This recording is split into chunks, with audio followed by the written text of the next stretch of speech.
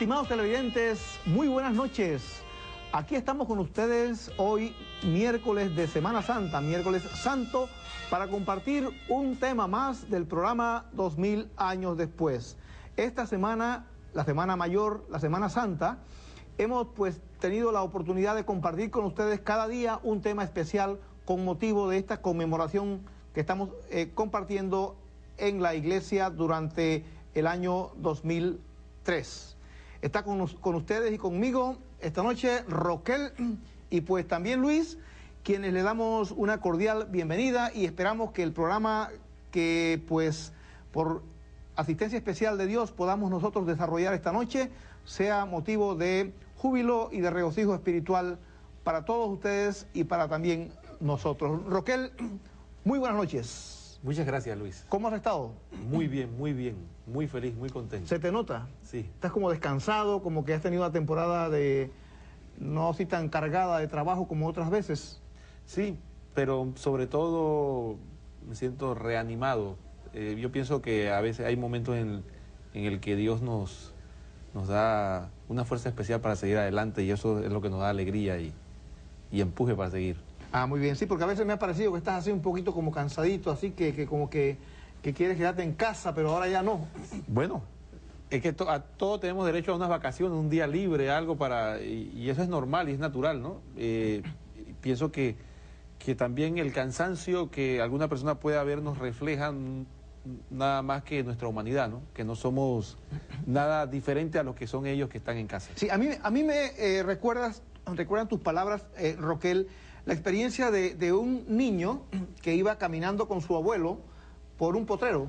Iban caminando y en una de esas se encontraron ante un pequeño cerro y empezaron a caminar y el abuelo veía al niño, veía que estaba el niño haciendo un esfuerzo y en una de esas le pregunta el abuelo al niño, digamos que el niño se llamaba Tomás, por decir un nombre cualquiera, Tomás, ¿estás cansado? Y Tomás, el niño, le contesta al abuelo, abuelo, mis pies están cansados, pero yo no. Entonces yo supongo que es lo que tú quieres decir también contigo, ¿no? Tu cuerpo puede estar cansado, pero tú no. No, exactamente. Siempre alegre para servir al Señor. Muy bien, Roquel, hoy es miércoles santo y nosotros queremos compartir con los televidentes el tema de la dolorosa. Esta expresión, la dolorosa, yo la recuerdo desde niño porque en el pueblo donde crecí después de los 10 años, en Remedios, específicamente se habla mucho de ella. Incluso se canta en el Viernes Santo. Hay un cántico especial para la dolorosa en el día de Viernes Santo, en torno al sepulcro. Van caminando en la procesión, van unas señoras entonando esta canción muy, diría yo, impresionante. Toca al espíritu, la letra, la música y la cadencia misma de la canción. ¿Por qué nosotros utilizamos este término, la dolorosa, y qué quiere decir o cuál es el sentido de la expresión dolorosa? ¿A quién se refiere? Bueno, sobre todo esa última parte es interesante, porque increíblemente, Luis, nos podemos topar con la sorpresa de que las personas escuchan hablar de la dolorosa y no como que no llegan a asociar exactamente a qué se refiere. Tal vez, no sé, piensan que es un personaje de la Semana Santa, pero sin llegar a asociar exactamente a qué nos estamos refiriendo. Nosotros nos estamos refiriendo nada menos y nada más que a la Madre de Jesús, la Virgen María, que ella fue parte protagónica del Calvario o de la pasión de nuestro Señor Jesucristo. Y como toda madre al fin, sufrió un dolor profundo al ver todos esos acontecimientos que se dieron en Jerusalén en ese día, ese aciago día, ese día triste. Y entonces la fe cristiana a lo largo de los siglos ha reflexionado y ha profundizado sobre ese misterio profundo del dolor de la Madre de Jesús. No solamente pensar en el dolor de Jesús, que es el centro de nuestra fe, sino también pensar en el dolor de las personas que estaban alrededor de Jesús, pero sobre todo de la Madre de Jesús, que tenía que haber sido el dolor más profundo de todas las personas que estaban ahí, presentes en esa situación. Entonces, el término dolorosa es ese, es de la mujer que sufre, no de ese momento. Es interesante, porque solamente cuando pensamos en la dolorosa nos imaginamos probablemente el momento de la cruz, pero la Virgen María vive sufriendo situaciones difíciles desde el momento que acepta la enorme misión de ser la madre del Salvador, aceptar ese reto de ser la puerta por la que iba a entrar la salvación al mundo. Eso me retrotrae, Roquel, un poco ya no al momento de la Semana Santa en sí, sino al momento que tú señalas de la anunciación, cuando el ángel San Gabriel le anuncia lo que ya todos conocemos. Ella queda encinta por obra del Espíritu Santo, y cuando San José se da cuenta, sin que ella le haya dicho, vamos a tratar de imaginarnos el cuadro, ¿no? Mi esposa está encinta, yo no la he tocado, pero está encinta. Entonces la mente de la persona, en este caso San José, ha tenido que estar muy maltrecha, muy maltratada, el alma y el espíritu ha tenido que estar en una noche muy oscura, porque ama a su prometida, la conoce como una mujer íntegra, sin embargo está encinta, o sea que hay un choque, y sin embargo ella no le dice nada. ¿Cómo podemos, digamos, comentar ese marco que a veces no lo meditamos mucho, ¿verdad? De hecho, durante el tiempo de Cuaresma, el 19 de marzo específicamente, conmemoramos la fiesta de ese titán de la fe que muchas veces olvidamos, que es San José, el padre de Jesús, el padre según la carne de Jesús, porque muchas veces le damos, diría, un sitial por desconocimiento, dado que San José representa para la Iglesia el custodio del Redentor y por ende el custodio de la Iglesia. Es considerado que no hay santo más grande después de la Virgen María en la tierra, ni ha habido ni habrá, que San José. Entonces muchas veces como que a veces ni lo mencionamos siquiera, y es interesante eso, ¿no? Pero ahora que dices eso de la noche oscura, fíjate qué cosa más terrible para San José, que en la época de Jesús el estar comprometido ya era como un contrato entre los padres, que ya llegamos a un acuerdo, ya eso daba los derechos conyugales, porque para el pueblo judío el matrimonio no era necesariamente como para nosotros un sacramento, que hay que esperar cumplir el sacramento, sino que el matrimonio no era más que como hacer público una situación que ya en privado se había acordado y que simplemente se hacía pública una ceremonia, pero no era impedimento para que ellos pudieran sostener relaciones sexuales, por decirlo abiertamente, ¿no? Entonces, San José decide respetar a su esposa, no tocar, a pesar de que tenía derechos desde el momento de estar comprometidos, y sin embargo, resulta ser que ahora su futura esposa está encinta. Eso es algo tremendo, algo sumamente difícil para cualquier hombre. Y entonces, me imagino la situación dura, y San José hace lo que él considera que es lo más justo. Ese hijo no es mío, yo no puedo reconocerlo públicamente como mío, eso es mentir. Y en esa época no existía esa figura de decir que yo voy a aceptar un hijo que no es mío, simplemente o era hijo mío o no era hijo mío. Así que yo decidí hacer lo más justo, que era repudiar en secreto. Ahora María, al encontrarse en esa situación, estaba al borde de la muerte. Ella simplemente estaba, por decirlo así, si Dios no le cumplía, por decirlo de alguna manera, ella simplemente iba a ser lapidada, o si las cosas no salían como se esperaba, iba a ser muerta, porque iba a ser igual que le pasó a la adúltera, ¿no? Que cuando descubrió que había adulterado la iban a apedrear públicamente, y eso era el destino de las mujeres que le iba a ocurrir. En un pueblo tan pequeño de seguro se iban a dar cuenta. José no se casa con ella y de repente está encinta, que 2 y 2 son 4, esta es una adúltera. Entonces era una situación extremadamente difícil para la Virgen María, y obviamente envuelta en sufrimiento también, porque incertidumbre, ansiedad, no sabía. Él simplemente tenía fe en Dios de que las cosas iban a salir bien, pero no sabía exactamente qué iba a ocurrir. Entonces, una cosa curiosa, Luis, muchas veces cuando Jesús entra en nuestras vidas, algunas personas piensan que de ahí en adelante todo va a ser un lecho de pétalos de rosa. Y la Virgen María nos da un ejemplo típico de eso, de que Jesús entra en su vida, Dios entra en su vida de una manera portentosa, y sin embargo lo primero que encuentra es dificultades. No porque Dios se las traiga, sino porque sencillamente es parte de la vida. es parte del compromiso con Dios. Ahora, definitivamente también Dios le dio la fortaleza para seguir adelante, pero no es menos loable el sufrimiento y el sacrificio que tuvo que sufrir durante esos momentos difíciles. O sea que tuvo que proveerla de una gran fortaleza, porque el sufrimiento ha tenido que ser muy intenso, viendo que su esposo, o prometido más bien, le está mirando, quién sabe, con desconfianza. Ella siente la mirada, siente el silencio de San José, y sin embargo guarda silencio. Y los padres también. Sí. Ahora imagínate nosotros en esta época trayendo el ejemplo de la Virgen María y San José a nuestra sociedad, que alguien nos acuse injustamente, ¿qué es lo que hacemos enseguida, Roquel? En la casa, ni siquiera en la calle, si por casualidad el papá o la mamá se confunden y nos acusan de que hicimos algo, o los hermanos, ¿cuál es típicamente la reacción nuestra? La reacción nuestra es gritar con toda nuestra fuerza que esto es una injusticia, que están equivocados, que eso está mal, que no es posible, y maldecir y hacer todo lo que podamos para evitar esta situación. La actitud de María no es, y quiero dejar muy claro eso, no es de un silencio cómplice. Ojo, el Evangelio no da constancia de eso, pero es obvio que ella tuvo que haberle dicho a José lo que ocurrió, porque ella no pudo haberle dicho simplemente estoy encinta y ella tuvo que haberle contado. Lo que ocurre es que eso era muy difícil de creer, como que Dios vino y te embrazó y ahora de buenas a primeras dice, eso no lo puedo creer yo.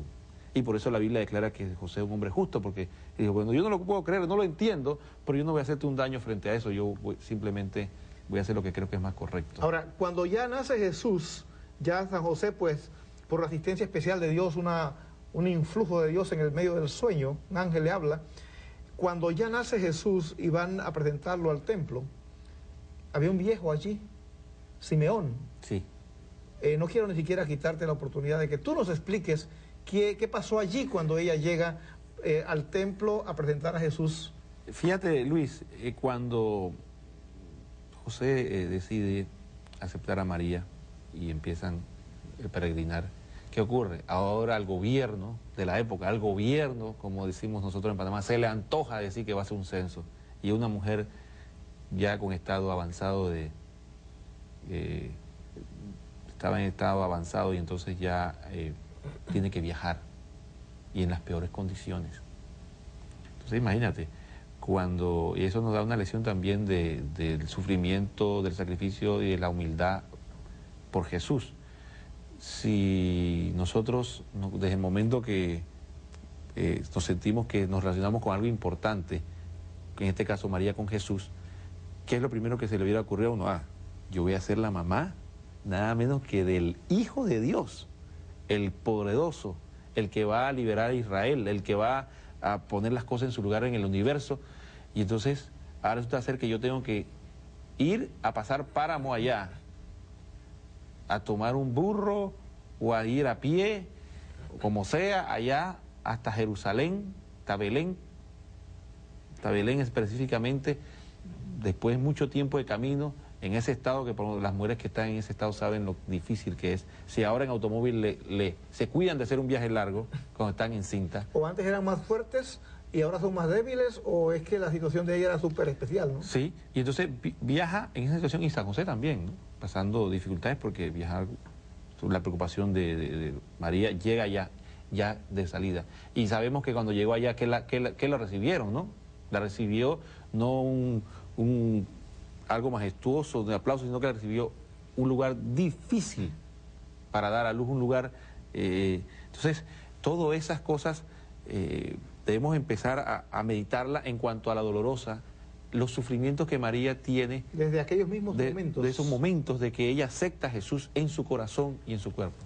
Vamos a hacer una pequeña pausa, Roquel, para que tú te llenes de nuevos bríos, refresques un poco el paladar. Y venimos de inmediato, queridos televidentes, para el segundo segmento del programa especial de esta noche.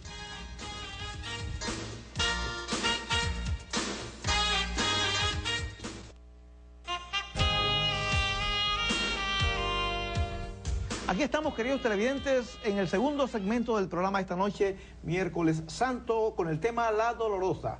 Roquel ha estado explicándonos con mucha elegancia y con mucho conocimiento y con mucho detalle los aspectos relevantes del adjetivo la dolorosa aplicados a la Virgen María desde los mismos momentos de la infancia, de la concepción e infancia o el nacimiento de Jesús. Vamos entonces a continuar con el relato que nos decías o lo que nos comentaba Roquel de ese viaje que la Virgen María y San José realizan fuera de su casa, de su tierra, estando encinta pues, y luego cuando llega al lugar no encuentra quien le dé posada. Y entonces da a luz en las peores condiciones, difíciles, sola, con José, en situación de pobreza. Es algo importante, olvidamos eso. Muchas veces olvidamos que nuestro Redentor y su madre y su padre, José, estaban en una situación de pobreza, no estaban viviendo cómodamente. De hecho, si no hubieran podido tener dinero para pagar algo, quién sabe dónde. Pero entonces ocurre eso, Jesús nace a los, como dice la ley, a los 8 días, ¿no? Hay que ir a presentarlo al templo, a la circuncisión. Entonces cuando va, según nos narra el Evangelio de San Lucas, cuando va a presentar a Jesús, y María va a presentarse también al templo para purificarse, para cumplir con la ley. Entonces se topan con el profeta Simeón, que específicamente en San Lucas capítulo 2, versículo 34, dice lo siguiente: Simeón les bendijo y dijo a María, su madre: Este está puesto para caída y elevación de muchos en Israel, y para hacer señal de contradicción. Y a ti misma una espada te atravesará el alma, a fin de que quede al descubierto las intenciones de muchos corazones. Entonces, eso es una profecía de lo que habría de venir para la Virgen María. Imagínese, Luis, usted que va a bautizar un hijo suyo, y a alguien se le aparece y le dice que en ese momento de alegría que está presentando, y dice, su nombre será Jesús, y todo todo lo demás, porque era un momento de alegría, su hijo empezaba a formar parte del pueblo de Dios y todo lo demás, lo que es el bautismo para nosotros. Y entonces, de repente alguien te dice, ¿sabes qué? No te va a venir, este hijo no te va a traer alegría, sino que una espada te va a atravesar el alma, el sufrimiento te va a cubrir. Algunos biblistas dicen que esta frase viene específicamente de una profecía del profeta Zacarías, en el capítulo 12, versículo 10, que dice lo siguiente. Dice, en cuanto a aquel a quien traspasaron, sabemos que el que traspasaron es a Jesús. Dice, hará lamentaciones por él como lamentación por un hijo único. Entonces, Jesús obviamente es ese hijo único de la Virgen María, es aquel al que traspasaron. Y es la profecía de que Simeón, le vuelve y le ratifica a la Virgen del sufrimiento que va a tener, que va a llegar a su culmen, porque ella ha estado llevando su sacrificio con Jesús desde el momento que acepta llevarlo en su seno, pero va a llegar a su cumbre en el Calvario. A mí me llama la atención, Roquel, el instante ese cuando este hombre Simeón le dice a ella con esa certeza, una espada te atravesará, y una espada no atraviesa fácilmente. Sabemos lo que causa una espada. ¿Qué pasaría en el interior de María en ese instante, en ese momento, y de San José cuando escucha semejante expresión? ¿Qué pensaría? Porque ella sentía que la luz conlleva sombra, es decir, el sol produce, al proyectar su luz, hay obstáculos que entonces proyectan una sombra.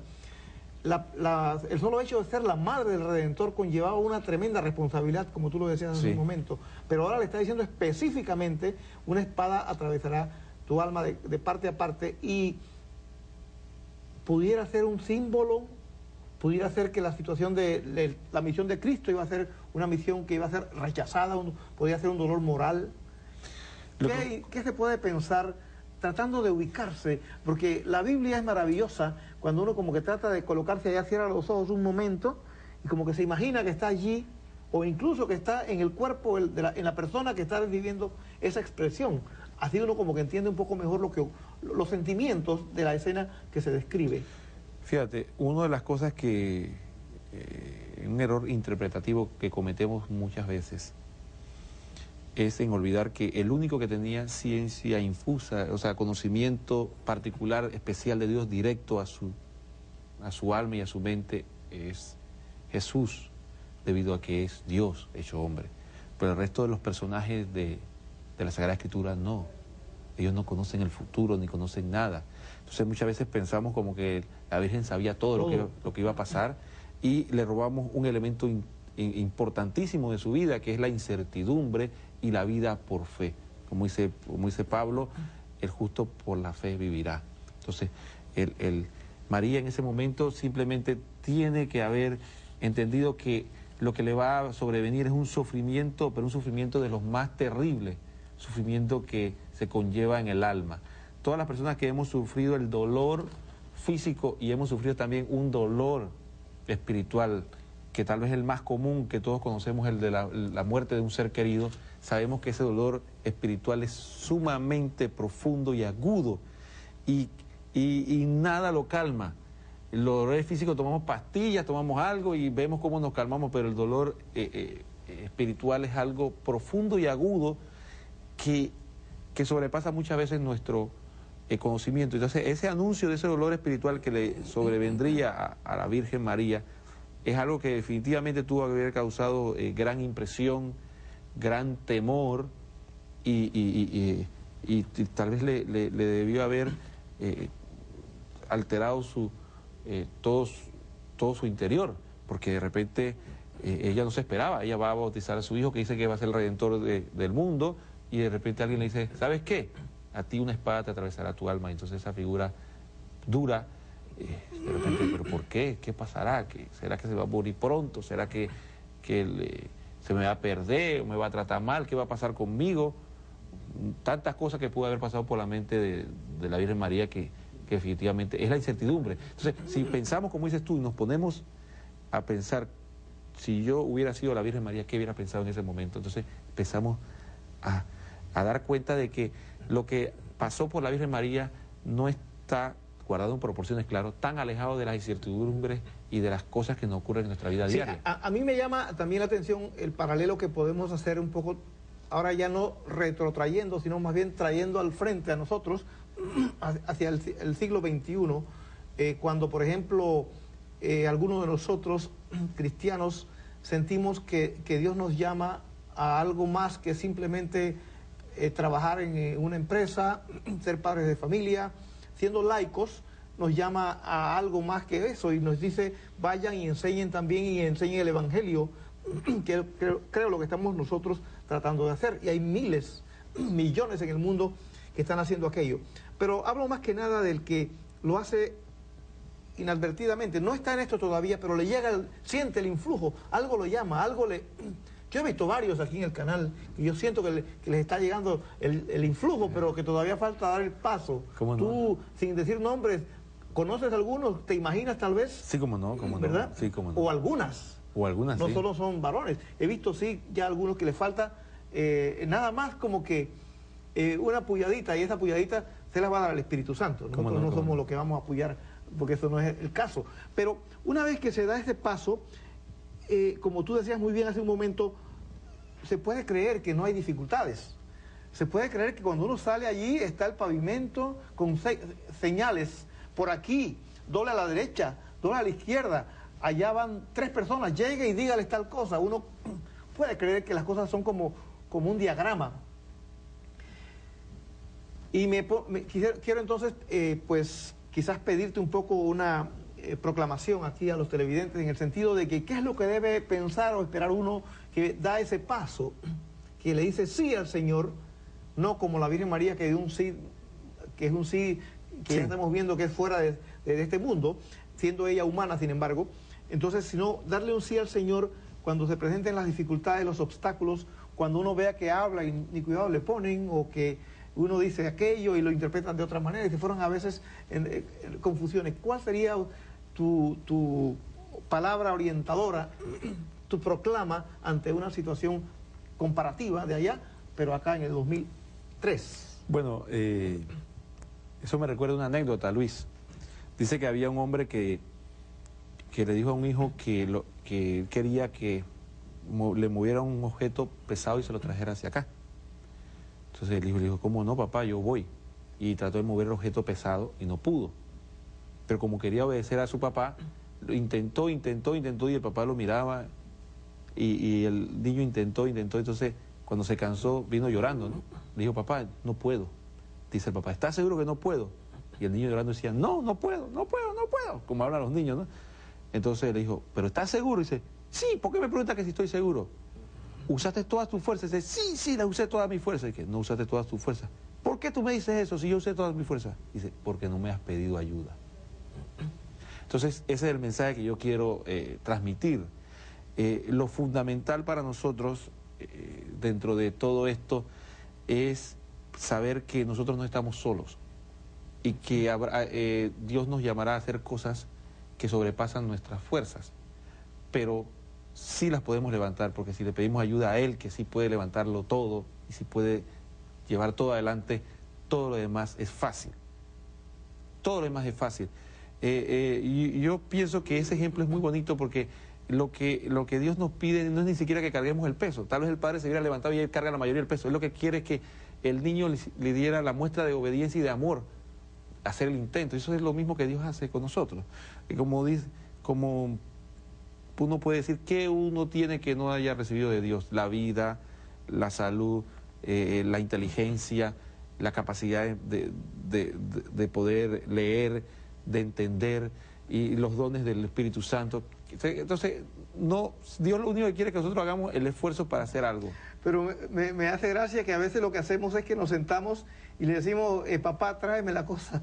Ah, sí, eso precisamente es lo que hacemos. Pero Dios no puede hacer eso, Luis, porque si tú no hubieras permitido que tu hijo caminara, hubiera sido un inválido en este momento en una silla de ruedas. Y Dios no quiere inválidos espirituales, Dios quiere personas que den lo que pueden dar, y mucho más de eso. Pero Él quiere permitirnos, por eso nos dio el libre albedrío, que podamos ejercitar eso. Sí, Roquel, en el Evangelio de San Lucas, en el capítulo 2, versículos 41 y sucesivos, inclusive hasta el 49 y 50, se describe cómo Jesús a los 12 años se pierde. Pero yo no quiero explicar eso, ni quiero hablar de eso, sino queremos escucharlo de ti. ¿Cómo es aquello y qué clase de dolor pudo haber experimentado o no experimentaron dolor ni la Virgen ni San José en esa situación en la cual Jesús se les pierde? Fíjate que antes de que se le pierda, el otro dolor que tuvo la Virgen es que después de que lo circuncidan, ¿qué pasa, Luis? Resulta ser que llegan los magos y le dicen... bueno, el detalle de que se le fue para... ¿sí? Tuvieron que salir a Egipto, vivir allá un tiempo en un país extranjero, regresar, y cuando regresaron, que iban a regresar a su pueblo, resulta ser que descubrieron, tal y como describe Mateo, descubrieron que había un rey que tampoco le era muy conveniente, y tuvieron que mudarse entonces a Nazaret. Entonces dice la palabra de Dios que era para que se cumpliera la escritura, que le llamarán nazareno. Entonces, eso también, ¿no? Exilada, una persona exilada, una persona apartada de sus raíces, tener que huir. Entonces, imagínate tú, ¿no? Pero a veces pintan el cuadro de esa huida a Egipto muy bonito. O sea, se ve un burrico, se ve a la Virgen montada en el burrico con un halo, y se ve a San José como muy posando. Sí. Como incluso pareciera que posando para la fotografía. ¿Eso era así o...? No, era una huida a toda prisa. ¿Qué pudieron haber cargado San José y la Virgen María con un niño pequeño para huir rápidamente? Casi nada. No había provisión, no había tiempo de cargar mucha agua, tampoco salir corriendo a la buena de Dios. Quien le acogía, no era gente adinerada, tampoco tenían dinero para comprar los amigos. Y los calores intensos del día y los fríos sobrecogedores de noche. De noche, y tenían que cruzar, para ir a Egipto tuvieron que cruzar un enorme desierto, ¿no? Entonces, estamos hablando de una situación sumamente difícil, sumamente, digamos, por decirlo menos, sumamente engorrosa. Entonces, todo eso, ¿no? Pero Dios mío, diría yo en ese lugar, tú no me dices a mí que tú me estás mandando tu hijo y tú lo que me estás mandando es problema. Cada vez el problema es más grande que el otro. Entonces, fíjate que las cosas es tanto que cuando vemos la palabra de Dios, por ejemplo en Mateo, dice que cuando regresan de Egipto, cuando ya pensaron que las cosas estaban, Dice, muerto Herodes, el ángel del Señor se le apareció en sueño a José en Egipto y le dijo, levántate, toma contigo el niño y a su madre y ponte en camino a la tierra de Israel, pues ya han muerto los que buscaban la vida del niño. Él se levantó, tomó consigo al niño y a su madre y entró en la tierra de Israel. Pero al enterarse que Arquelao reinaba en Judea en lugar de su padre Herodes, tuvo miedo de ir allí y avisado en sueño, se retiró a la región de Galilea. Ni siquiera pudieron regresar a su hogar. Tuvieron que entonces llegaron a su país y todavía había visos de persecución y tuvieron que irse. Yo pienso que este tipo de situaciones de moverse de un lugar a un país distinto primero y después a un lugar distinto dentro de su país,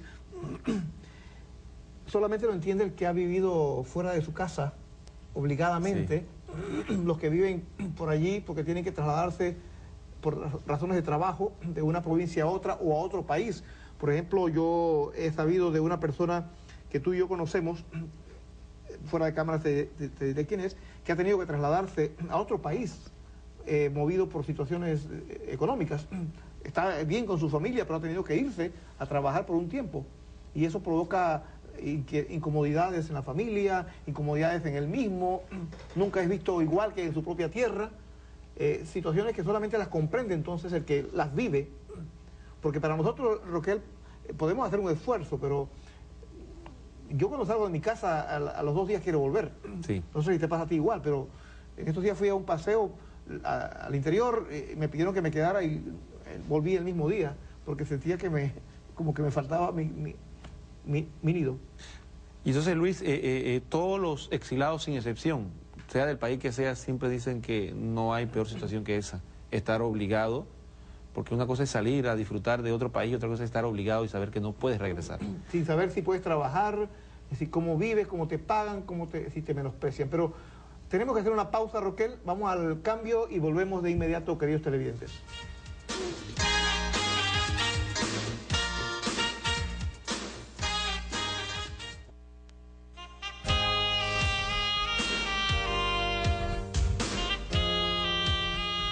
Queridos amigos, aquí estamos en el tercer segmento del programa de esta noche de 2000 años después, un programa especial con motivo de Miércoles Santo, el tema La Dolorosa. Hemos estado escuchando de Roquel pues como la situación dolorosa, muy dolorosa de la Virgen María, desde la misma, digamos, de los inicios en donde Jesús es concebido en su seno y cómo poco a poco los acontecimientos la van haciendo, pues llevando a situaciones muy dolorosas, en extremo dolorosas al espíritu y físicamente. Pero hasta ahora, Roquel, pareciera que fueran dos dolorosos. Sí. Porque sería la dolorosa Virgen María y el doloroso sí. San José, porque muchas veces deberíamos hacer un programa sobre San José nada más, porque sin separarlo de la Virgen María, porque es imposible, pero me refiero enfatizando un poco, porque el dolor de un hombre, esposo, padre, tiene otra dimensión al de la madre, pero también es un dolor fuerte, callado también muchas veces, cuando uno no puede como hombre, como padre, a veces decir lo que siente, sino que tiene que ocultar para poder sobrellevar una situación que de otra manera podría derrumbar a toda la familia.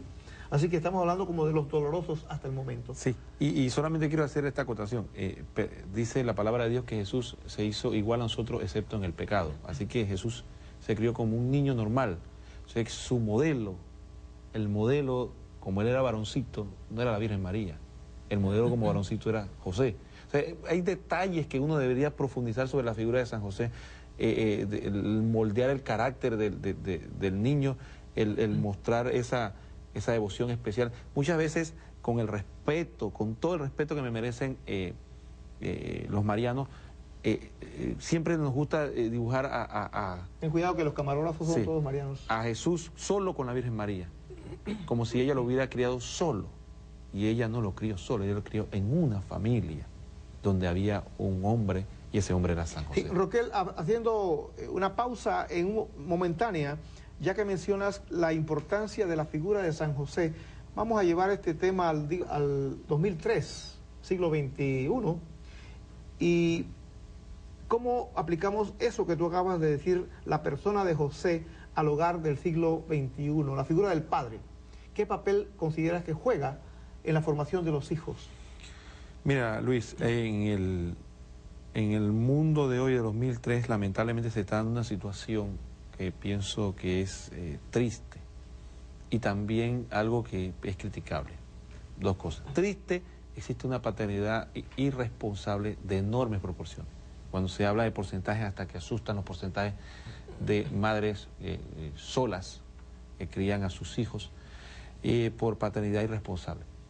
Eso ha llevado obviamente, a admirar y elevar esa figura de las madres solas criando a sus hijos, inclusive hasta atacar de alguna manera la figura de los hombres como malvados. Entonces, lo criticable es que se está dando como una especie de diferencia, es decir, como decía yo a una persona, al Día de la Madre lo elevan por los cumbres celestiales, y el Día del Padre es un día como cualquier otro, como que si fueran... El tercer domingo. Sí, ahí, y la gente, sí, que caiga ahí. Sí, es un día cualquiera, pensando como que si la figura del padre, debido a que hay una paternidad irresponsable, tanto es así que ya hay gente que proclama que las mujeres quieren tener hijos solas, sin tener padre, porque ¿para qué un hombre si yo necesito un hombre? Sin embargo, es fundamental la figura del varón, es fundamental la figura del padre dentro de la familia. De hecho, dice que Dios es padre. Dios se da la figura como padre y dice que de él proviene toda paternidad. Entonces la paternidad propiamente dicha es una responsabilidad de enormes proporciones. Fíjate que a la mujer en el matrimonio se le pide que ame al marido como se ama a la iglesia. Sin embargo, al hombre se le pide que ame a su mujer como Cristo ama a la iglesia. Entonces, la mujer ama al marido como la iglesia ama a Cristo. O sea que es una exigencia quizás más grande de lo que uno se imagina, ¿no? Es una exigencia, entonces dice que nuestra responsabilidad es ser padre como Dios es padre. La responsabilidad de la paternidad es algo de enormes proporciones. Pero Roquel, con la preocupación de que me estoy quizás alejando un poquitito del centro del tema, pero es que ya no puedo detenerme. A veces escucho a distinguidas damas que dicen que en realidad lo que quieren es tener un hijo y no le interesa el hombre. Desde antes de incluso estar unidos, dice, yo quiero nada más un hijo, y después de allí que ni se preocupe. Y he escuchado, no crea que estoy imaginando ni que estoy teorizando, es que son casos reales. Inclusive que cuando se pelean hombre y mujer, la mujer típicamente es la que retiene los niños y dice que mis hijos no necesitan de ti. Paga lo que tiene que hacer, pero no los veas porque ellos no te necesitan. ¿Qué comentamos? Porque también a veces se exagera. O sea, es cierto, la paternidad es muy irresponsable, pero también he observado casos donde es como que un poquito manejar la situación a favor de una situación que al final no es a favor de nadie. Lo que ocurre es que hay tanta paternidad irresponsable que ahora piensan que la solución es minimizar lo menos que puedan, o minimizar al máximo, se puede usar esa expresión, el papel del padre, como tratando de ver eso de esa manera, una forma de sanar esa situación, y eso no es cierto. Lo que hay que dar una campanada de que realmente existe un problema severo en nuestra sociedad. Muy bien, esto va a ser materia de otro tema, en otro momento, de otro programa. Gracias por tus comentarios, pero volvamos entonces a cuando Jesús dice que todos los años iban a Jerusalén, a la fiesta de Pascua. Jesús se pierde.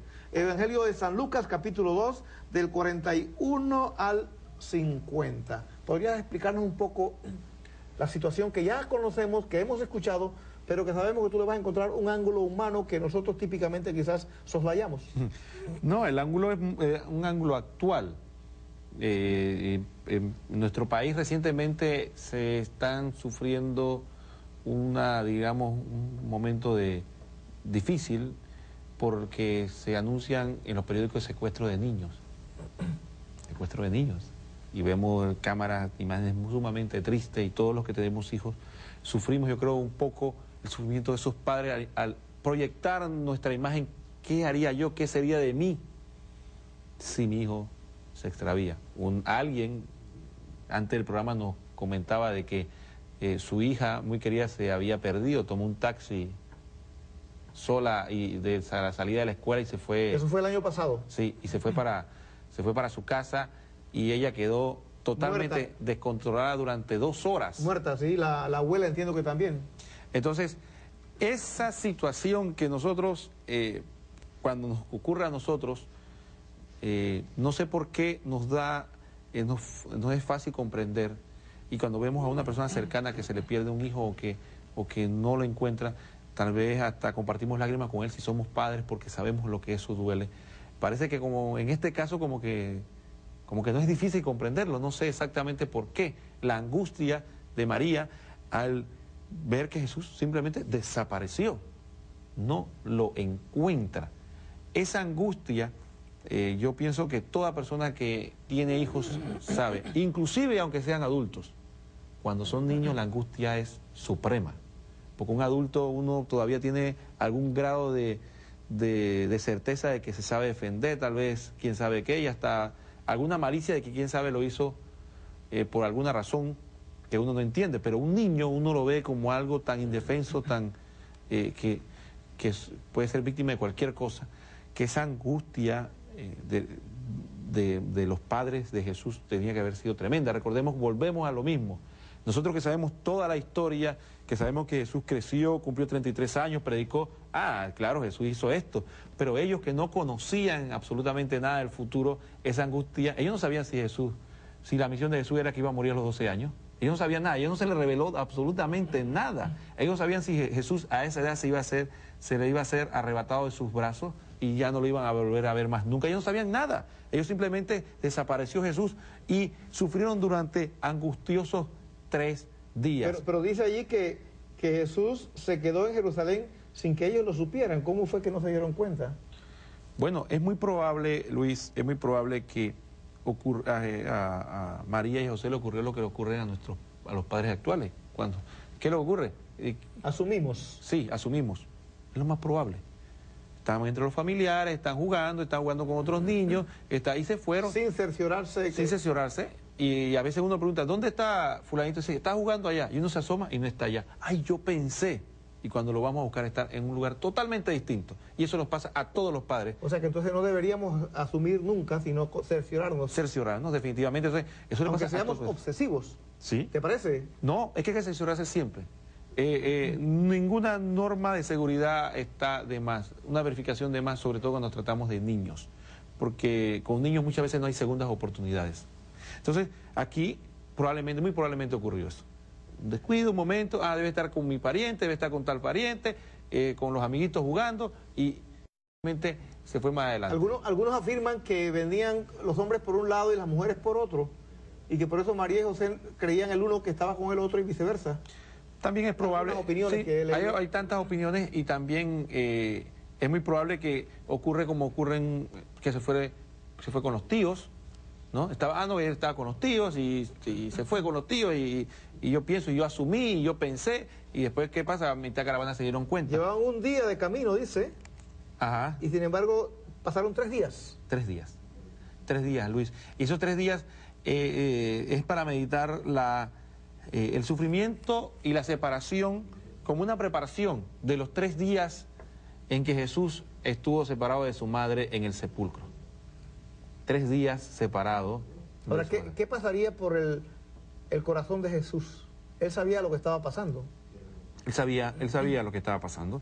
Dentro de su mente infantil. Recordemos que era Jesús un niño.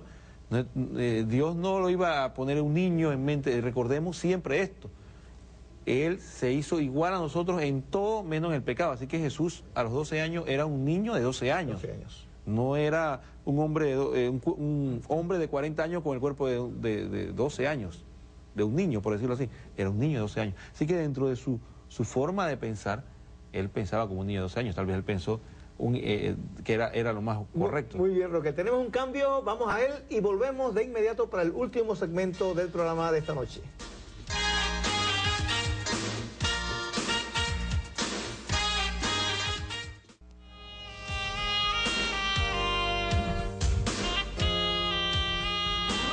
Aquí estamos, queridos televidentes, en el último segmento del programa de esta noche en torno al tema de la Dolorosa. 2000 años después, hoy miércoles santo, hemos estado escuchando de Roquel las maravillosas explicaciones que nos ha hecho con gran sencillez que nos ilustran de sobremanera por qué utilizamos la expresión la dolorosa aplicada a la Virgen María. Roquel, tenemos muy poco tiempo, tenemos apenas para ti 8 minutos, así que por favor le dejo en libertad de que complete el ciclo explicativo de por qué a la Virgen María le llamamos la dolorosa. Le decimos a los televidentes que utilizamos parte del tiempo para hablar de estos aspectos que muchas veces dejamos de lado frente a la imagen, frente a la figura de la Virgen María, de su dolor. Todos sabemos que el punto culminante es el que vamos a hablar ahora. Y partimos del capítulo 2 de Lucas, versículo 51, cuando decía, su madre conservaba cuidadosamente todas las cosas en su corazón. Esa frase profunda, real, demuestra de que la actitud de María, la actitud de meditar, de pensar, de analizar las cosas que nos rodean sin muchas veces entenderla y muchas veces solamente dependiendo de su fe portentosa en Dios. Entonces, ¿qué ocurre? Jesús crece, se hace un adulto, se hace independiente. Los evangelios no lo dicen, pero se supone ya que San José está muerto. Así que María está viviendo, dependiendo de su hijo Jesús. Empieza esa dependencia, esa relación de dependencia, debido a que en Israel era común eso de que si moría el esposo y había un hijo varón, la madre tenía que depender de su hijo varón. Entonces, Jesús empieza su ministerio, María se aleja un poco de él para permitirle libertad, hasta que llega el momento difícil de la crucifixión, cuando Jesús sube a Jerusalén. Entonces, en ese momento, Jesús sufre todos esos acontecimientos difíciles, pero como eso se dio en madrugada, es muy probable que Juan, el evangelista, y esto es una conclusión de lo que dice en el Evangelio, Juan el Evangelista fue el que ayudó a entrar a Pedro, parece que tenía algún tipo de influencia, conocía, dice, al sumo sacerdote y le permitió entrar a Pedro y se dio cuenta algo del juicio. Muy probable que haya ido durante la mañana a buscar a María y avisarle, de hecho María debía estar en Jerusalén en esos momentos, y avisarle que a su hijo había sido arrestado.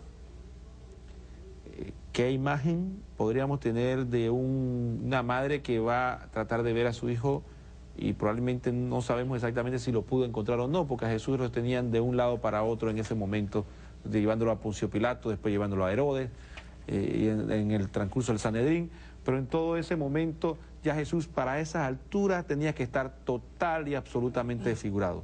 Dice la palabra de Dios que durante la noche Él recibió golpes, toda la noche recibiendo golpes de los guardias. Eso significa que ya María no encontró a su hijo querido que ella estaba acostumbrada a ver. María encontró a un hombre destruido, hecho guiñapo. Entonces, ella muy probablemente estaba entre las mujeres que lloraban por él. Y ella muy probablemente estuvo presenciando la difícil escena de Jesús cargando el patíbulum amarrado, cayendo de cara con todo su ser destruido. Y también fue una de las pocas mujeres, porque dice el Evangelio que la mayoría de las mujeres estaban viendo de lejos, que estaba al pie de la cruz. ¿Qué imagen más espantosa para una madre ver a su hijo querido, aunque fuera un criminal? Mucho peor si sabía que era un hombre bueno. A su hijo querido sufriendo de esa manera tan espantosa y sin ella entender por qué. Porque ella no sabía cómo iba a ser la redención ni sabía por qué su hijo estaba sufriendo. Pero simplemente guardar todo eso en su corazón y guardar silencio. Entonces, ese sufrimiento horrible y terrible que tuvo la Virgen María, que solamente cada quien meditándolo en su corazón y escuchando, por ejemplo, las palabras del profeta Isaías en el capítulo 53, que te hace una descripción muy elemental de esto y dice: despreciable y deshecho de hombres, como Cristo se vería en esa situación. Dice que se veía como despreciable y deshecho de hombre, varón de dolores, sabedor de dolencia, como uno ante quien se oculta el rostro, despreciable y no lo tuvimos en cuenta. solamente con eso, solamente les invito a que por favor lean el capítulo 53 de Isaías para que meditemos un poco sobre el sufrimiento de Jesús. Dice que era tanto los salivazos, los golpes, el dolor que sufrió Jesús. No olvídense de ese Jesús de las imágenes que usted tiene por ahí, olvídense de ese Jesús de que ve en las películas, olvídese. Piense que usted solamente recibe un golpe en un pómulo y inmediatamente se desfigura y recibe 2 o 3 y ya no lo reconocemos. Entonces, en esa situación es que María encuentra a su hijo. Pero Roquel, yo he visto libros de muchas personas no católicas que hablan de los personajes que estaban en torno a la cruz de Jesús y no mencionan a la Virgen María. Bueno, es un error bíblico porque definitivamente aquí lo dice en el Evangelio según San Juan y hace constancia incluso en los paralelos de que las únicas personas que estaban junto a la cruz de Jesús, dice que junto a la cruz de Jesús estaba su madre y la hermana de su madre, su tía pues, María, mujer de Clopas, y María Magdalena.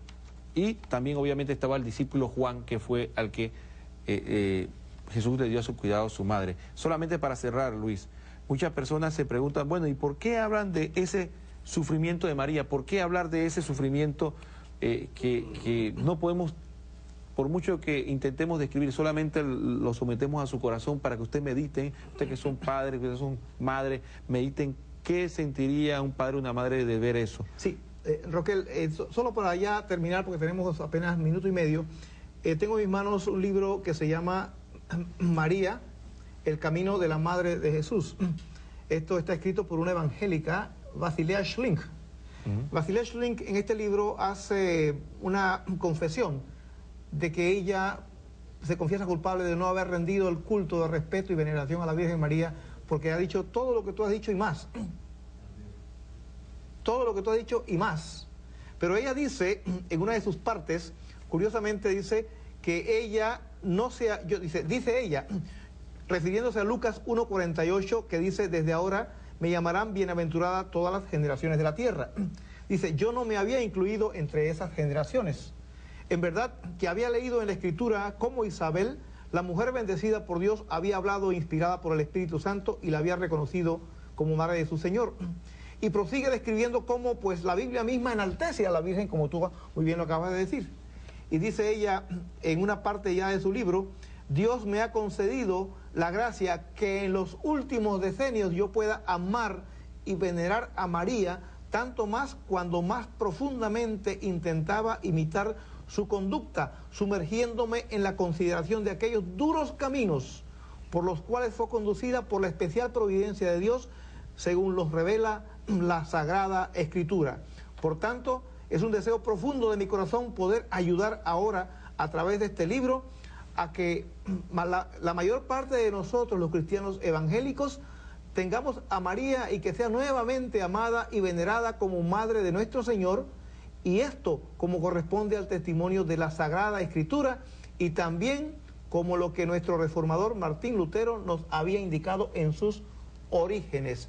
Esto quería compartirlo pues en torno a la figura de María. No podemos ser indiferentes a una madre tan dolorosa, tan dolorida, que todo lo dio y lo sigue dando por amor a su hijo y por amor a nosotros. Queridos televidentes, hemos estado muy complacidos de que el Señor nos haya permitido compartir con ustedes este remanso, este oasis, hoy miércoles santo, miércoles de la Semana Mayor. Estuvimos con ustedes, sus amigos Roquel y Luis, quienes les deseamos que luchen intensamente por vivir una semana intensa en sus corazones para que ustedes conozcan la vida nueva que hay dentro de cada uno de nosotros y de ustedes, que bulle por salir y que está solamente esperando que le digamos un sí confiado a Dios nuestro Padre. Hasta muy pronto, que Dios los bendiga.